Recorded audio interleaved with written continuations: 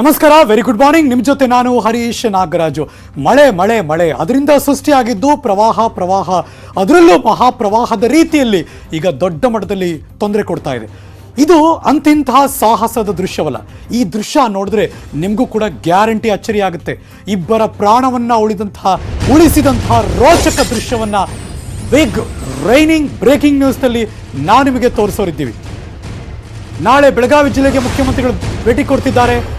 ಮಳೆ ಸಂಕಷ್ಟ ವೀಕ್ಷಣೆಗೆ ಸಿಎಂ ಪ್ರವಾಸ ಮಾಡ್ತಿದ್ದಾರೆ. ಅದನ್ನು ತೋರ್ಸಕ್ ಮುಂಚೆ ಮಗದೊಂದು ಬ್ರೇಕಿಂಗ್ ನ್ಯೂಸ್ ಕೂಡ ಬರ್ತಾ ಇದೆ.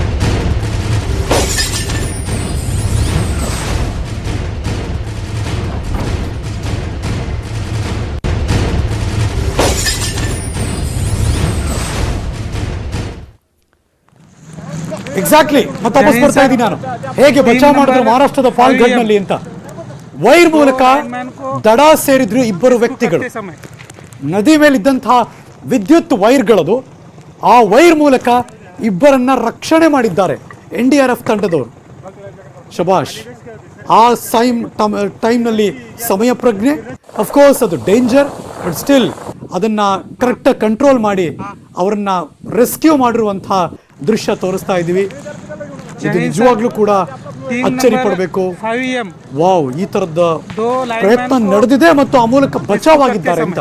ಇಬ್ಬರ ಪ್ರಾಣವನ್ನ ಉಳಿಸಿದಂತಹ ರೋಚಕ ದೃಶ್ಯ ಇದು. ವಿದ್ಯುತ್ ವೈರ್ಗಳೇ ಇಲ್ಲಿ ರೋಪ್ಗಳಾಗ್ಬಿಟ್ವು. ಅಲ್ಲಿ ಅವ್ರು ನೇತಾಡ್ತಿದಾರಲ್ಲ ಮೇಲ್ಗಡೆ, ಅದು ವಿದ್ಯುತ್ ವೈರ್, ಅದು ಮಾಮೂಲಿ ರೋಪು ಅಲ್ಲ. ಆ ವಿದ್ಯುತ್ ವೈರ್ ಸಹಾಯದಿಂದ ಇಬ್ಬರನ್ನ ರಕ್ಷಣೆ ಮಾಡಿದ್ದಾರೆ. ವೈರ್ ಮೂಲಕ ದಡ ಸೇರಿದ್ದಾರೆ ಇಬ್ಬರು ವ್ಯಕ್ತಿಗಳು. ನದಿ ಮೇಲಿದ್ದಂತಹ ವಿದ್ಯುತ್ ವೈರ್, ಆ ವೈರ್ ಮೂಲಕ ಇಬ್ಬರನ್ನ ರಕ್ಷಣೆ ಮಾಡಿದ್ದಾರೆ NDRF ತಂಡದವರು. ಅವರ ಕಾರ್ಯಾಚರಣೆಗೆ ಎಲ್ಲರೂ ಶಬಾಷ್ ಅಂತಿದ್ದಾರೆ. ಇದು ಮಹಾರಾಷ್ಟ್ರದ ಪಾಲ್ಘಡ್ನಲ್ಲಿ ನಡೆದಿರುವಂತಹ ಘಟನೆ.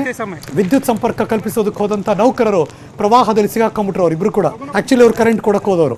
ಆಗ ನದಿಯ ಒಂದು ದಡದಿಂದ ಇನ್ನೊಂದು ದಡಕ್ಕೆ ಸುರಕ್ಷಿತವಾಗಿ ವೈರ್ ಮೂಲಕವೇ ಹಗ್ಗ ಕಟ್ಕೊಂಡು ಎಳೆದು ಅವ್ರನ್ನ ರಕ್ಷಣೆ ಮಾಡಿದ್ರು NDRF ತಂಡದವರು.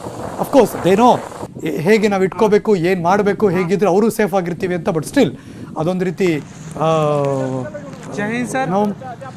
Danger situation. But still they managed. ಆ ಮೂಲಕ ದಡ ಸೇರಿದಂತಹ ರೋಚಕ ರೆಸ್ಕ್ಯೂ ಆಪರೇಷನ್ ದೃಶ್ಯ ಇದೆ.